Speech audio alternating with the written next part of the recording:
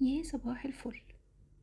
أوقات بتعدي علينا حالة من التشتت كده والإحباط وسرسبة الطاقة، اللي هي انت متبقاش عارف طاقتك راحت فين، لكن انت مش قادر تكمل وخلاص.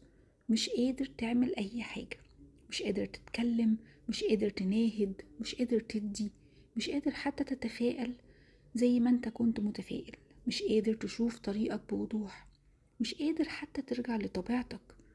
يمكن بتحصل لنا لما بنتعرض لزيف كتير حوالينا، يمكن لما بنضغط على أعصابنا قوي علشان نواجه ناس مش شبهنا لكن غصب عننا لازم نتعامل معاهم، يمكن علشان بنحس إننا محتاجين نتعامل مع ناس طبيعية أكتر ومريحة أكتر وواضحة.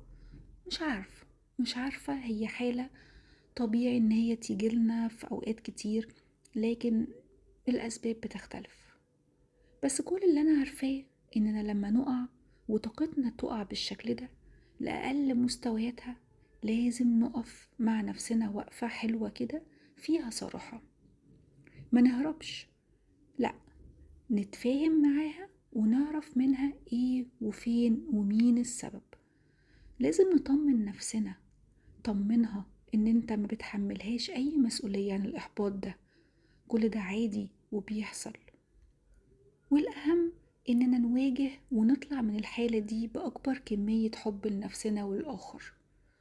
الوقوع مش غلط، لكن الأهم إنك تلاقي طريق للطلوع تاني وتطلع أقوى من الأول، لأن هو ده هدف السقطات اللي بتحصل لنا يا جماعة، إننا نعرف نفسنا أكتر ونعرف إزاي نواجه التحديات المختلفة اللي حوالينا بشكل أحسن.